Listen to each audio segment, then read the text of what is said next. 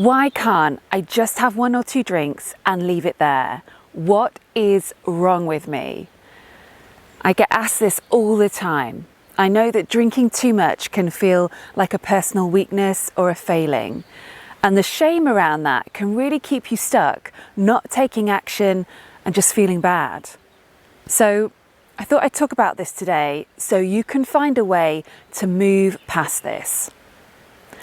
The first thing I want to point out before anything else is that alcohol is a powerful, mind-altering, addictive drug. It zaps your willpower and makes you lose control. Now, when it comes to other drugs, we are very good at managing our expectations around using them. For example, we don't shame smokers for becoming addicted to nicotine.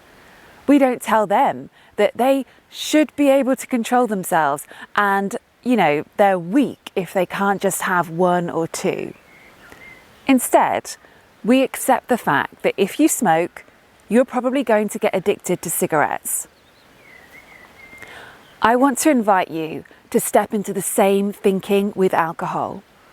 You're not weak or broken because you can't control it. Becoming reliant on alcohol is a completely predictable side effect of using it. We are talking about the most glamorized and romanticized drug on the planet, one that's often presented as a solution to all your problems. So actually, I think it's incredibly normal to find yourself in a pattern of wanting more and more of it.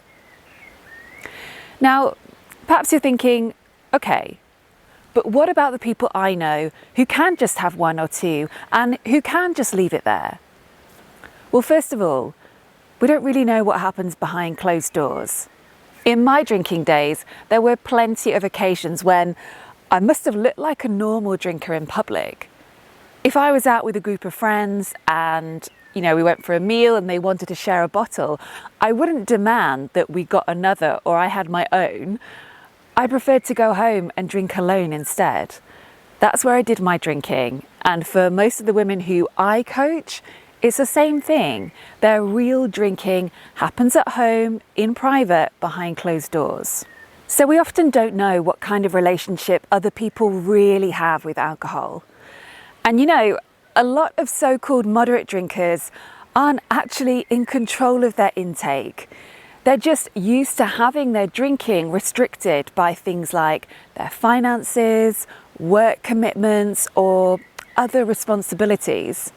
That is why so many people drank more during the pandemic, because overnight they just lost those structures and those routines. Even if someone really is a take it or leave it drinker, that doesn't mean they're stronger than you or more disciplined or somehow just a better human in general.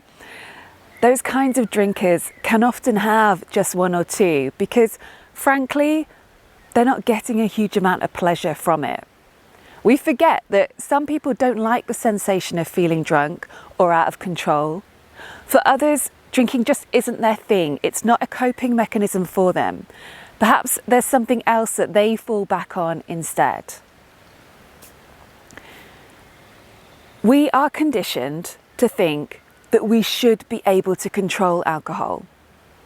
We're told that we should be able to use this addictive substance responsibly, and it's just a small section of the population who can't get the hang of this, so we'll call those losers alcoholics or problem drinkers.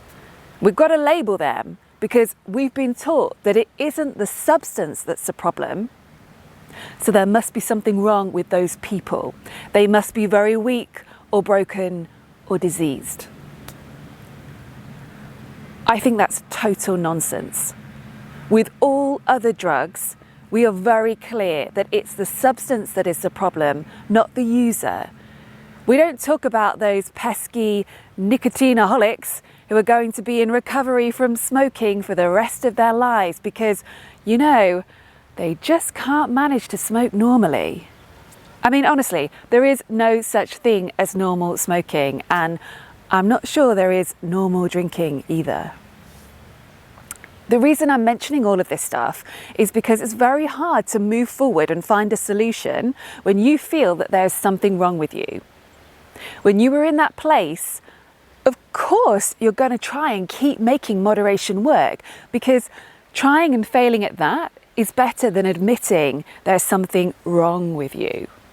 Ugh. If there's one thing I hope you get from this video, it's that there is nothing wrong with you. I invite you to step off the hamster wheel of trying to come up with new rules and tricks and things that sometimes kind of keep a lid on your drinking, but mostly don't work and leave you feeling drained and exhausted and miserable. Here's what I recommend instead. Take some time off from drinking so you can give your mind and body a break.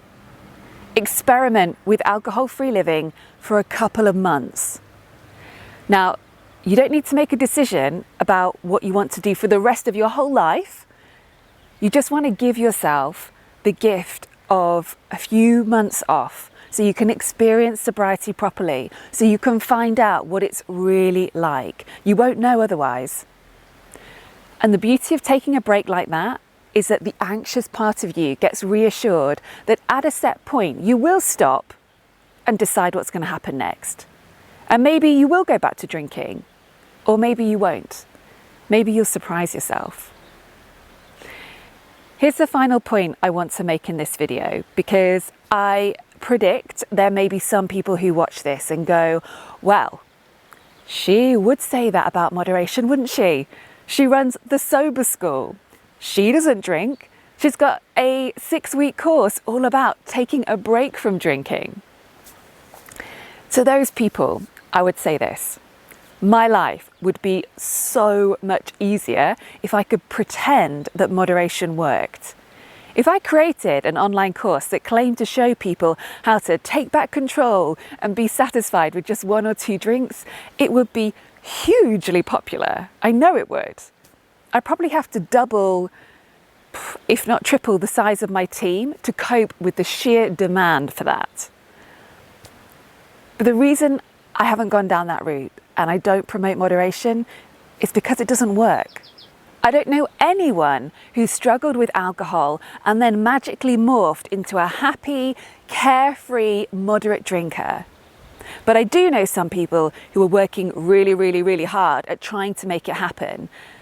But they don't seem anywhere near as content as the non-drinkers who I know. If you want to learn how to control alcohol, then the secret is not to drink it. That's where the true freedom is. And my personal perspective isn't that, oh, I can't drink, or poor me, I don't get to drink. Instead, I think, yes, I don't have to drink. And that type of freedom, where alcohol becomes small and irrelevant, that's what I want for you too. That is alcohol-free living. I never feel as if I'm missing out by not drinking. I just feel relieved that I don't have to drink anymore. We come into this thinking that happiness and freedom is going to be found in moderation, but it isn't. It's hidden in alcohol-free living. So I'm Kate B. Wherever you're watching this, please scroll down and leave a comment for me. Let me know what you think about this and whether it resonates with you. And I'm wishing you a very happy and hangover-free week ahead.